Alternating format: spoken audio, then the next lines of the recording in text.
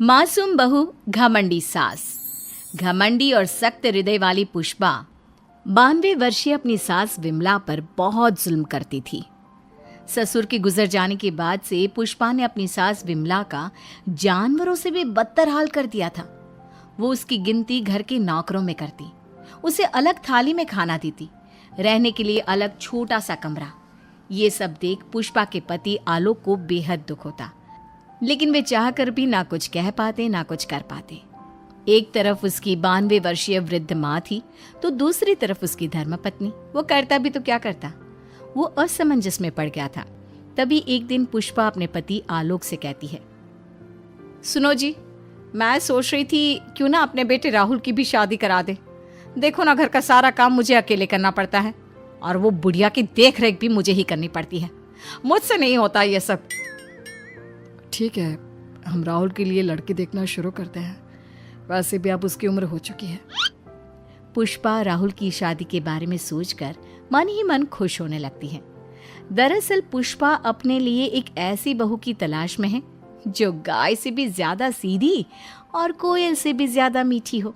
बहुत ढूंढने और जांच परखने के बाद देविका के साथ आखिरकार उसकी तलाश पूरी होती है। वो देविका को राहुल के लिए पसंद कर लेती है और एक अच्छा सा मुहूर्त देखकर उनकी शादी करा देती है। ऊंचे संस्कार और सरल स्वभाव वाली देविका ने ससुराल में पहले दिन से ही सबका दिल जीत लिया। वो रोजाना अपने ससुराल में दिन की शुरुआत पूजा पाठ से करती और सबका अच्छे से ख्याल रखती। एक दिन देविका सबके लिए डाइनिंग टेबल पर प्लेट लगाती है। सभी लोग टेबल के पास आकर बैठ जाते हैं। देविका अपनी दादी सास का भी हाथ पकड़कर उन्हें डाइनिंग टेबल पर बिठाती है और उन्हें खाना परोस ही रही होती है कि पुष्पा उसे रोक लेती है। ठहरो देविका। क्या हुआ मम्मी जी? देविका, तुम इस घर में नई हो इसलिए शायद तुम्हें पता नहीं। तुम्हारी दादी सास के लिए अलग थाली है, वो इस थाली में नहीं खाती। देविका मुड़कर विमला की तरफ देखती है और फिर अपनी सास पुष्पा से प्रश्न करती है, लेकिन मम्मी जी, रसोई में तो यही प्लेट थी।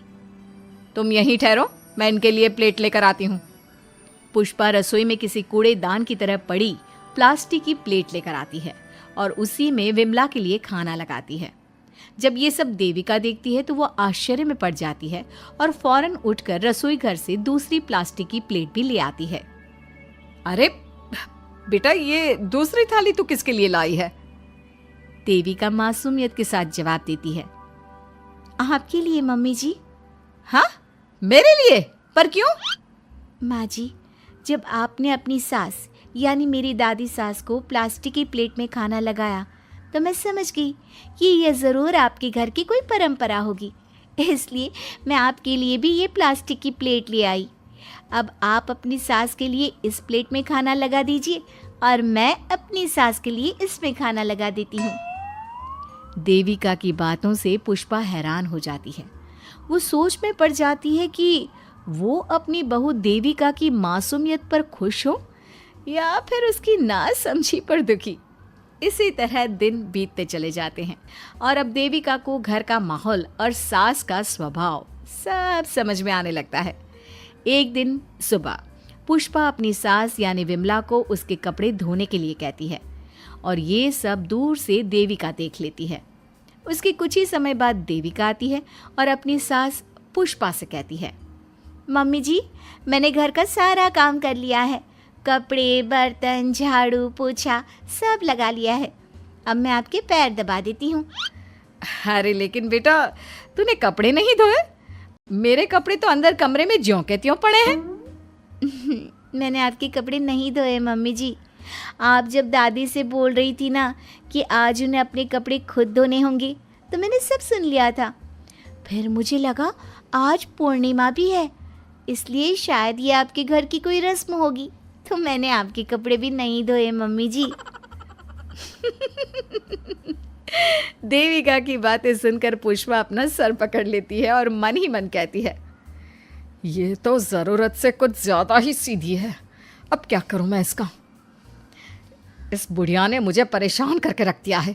एक तरफ वो ज़रूरत से ज़्यादा सीधी मेरी बहू, जो मेरी हर हरकत को इस घर का रिवाज समझ लेती है, और दूसरी तरफ ये बुढ़िया जो रोज अपना बिस्तर गंदा कर देती है। आए बुढ़िया, अब कौन करेगा ये बिस्तर साफ? बाहर से नौकर बुलाने पड़ेंगे क्या? चल जल्दी से अपना बिस्तर साफ कर, गंद मचा कर रखा है। बहू, तू ऐसा क्यों कहती है? मैंने तेरा क्या बिगाड़ा है?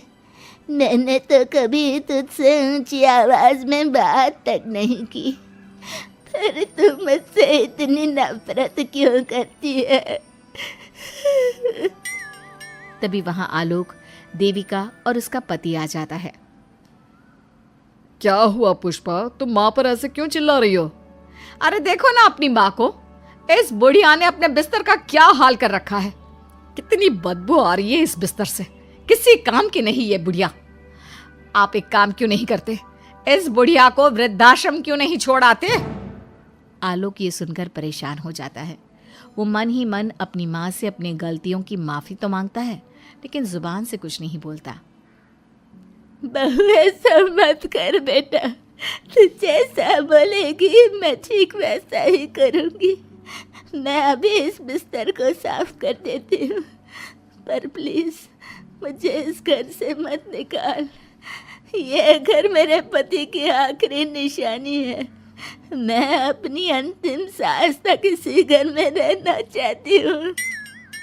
माँ जी, दादी सास का बिस्तर मैं साफ कर दूंगी और अब से आपको कोई शिकायत का मौका भी नहीं दूंगी। आप प्लीज दादी को वृद्धाश्रम मत भेजिए।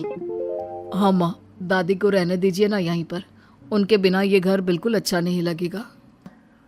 देखो बेटा, इनका जाना जरूरी है, अब इनकी उम्र हो चुकी है, इसलिए अब इन्हें अपनी बाकी की जिंदगी वहीं बितानी पड़ेगी। इतने में देविका वहां से चली जाती है और कुछ ही मिनट बाद एक बड़ा सा बैग लेकर वहां पहुंच जाती है। देविका के हाथ में बैग देखकर सब अचंभे में पड़ जाते हैं। अरे देविका, तुम ये बैग कहाँ से लाई? तुम कहीं जा रही हो क्या? माँ जी ने अभी तो बोला थोड़ी देर पहले कि अब उनकी सास बूढ़ी हो चुकी हैं और उनकी असली जगह वृद्धाश्रम में ही है, तो मैं ये दूसरा बैग उनके लिए भी ले आई। वो क्या है ना, उम्र तो अब मम्मी जी की भी हो चुकी है, कल तो जाना ही है। इससे अच्छा अभी चली जाएंगी तो दादी सास को भी एक सहारा मिल जाएगा। क्या? क्यों बहू, तू मुझे वृद्धाश्रम भेजेगी हैं, अपनी सास को? मम्मी जी, अगर आप इस परंपरा का पालन करेंगी तो मुझे भी तो इस परंपरा का पालन करना पड़ेगा ना। मैं बिल्कुल आपकी तरह बनना चाहती हूँ। मेरी माँ कहा करती थी, ससुराल में बिल्कुल अपनी सास के नक्शे कदम पर ही चलना, जैसा वो करें और जैसा वो रहे ठीक वैसा ही रहना। तभी मैं एक अच्छी बहू बनने में कामयाब हो पाऊंगी ना सासू माँ। देविका की ये बातें सुनकर पुष्पा की आंखों में आंसू आ जाते हैं। देविका की बातों में उसे मासूमियत के साथ साथ आज बहुत सी चीजें सुनाई देती हैं, जो चीख चीख कर बताती है कि वो आज तक कितना गलत करते आई हैं। बेटा, तूने तो मेरी आंखें खोल दी। अपने ससुर के देहांत के बाद मैंने न जाने अपनी सास पर कितने अत्याचार किए, उन्हें कितना जलील किया, खरी खोटी सुनाई। आज अगर तू नहीं होती तो मुझे कभी अपनी गलतियों का एहसास तक नहीं होता। देर से ही सही, आपको अच्छे बुरे का एहसास हुआ, यही बहुत बड़ी बात है। मम्मी जी, तो अब आपके सामान का क्या करना है? अरे जाकर इसे मेरे कमरे में रख कर आ जा। अब कोई कहीं नहीं जाएगा, सब यहीं साथ में रहेंगे। बहू, मुझे समझ में नहीं आ रहा मैं तेरा किन शब्दों में धन्यवाद कहूँ। जो चीज़ तूने 2 दिन में पुष्पा को समझा दी, वो मैं बरसों से कहने की हिम्मत तक ना कर सका। पापा जी, ज़रूरी नहीं कि हर बात कहकर भी बताई जाए, कभी कभी अपनी गलतियों का एहसास कराना भी ज़रूरी होता है। और मैंने भी मम्मी जी के साथ ठीक वैसा ही किया, उन्हें उनकी गलतियों का एहसास कराया और देखिए आज सब ठीक हो गया। सच में देविका, तुमने आज हम सबको बहुत बड़ी सीख दी है। अब पुष्पा सुधर जाती है और घर की पूरी जिम्मेदारी देविका को सौंप देती है और अब उनका परिवार एक सुखी और समृद्ध परिवार की तरह रहने लगता है।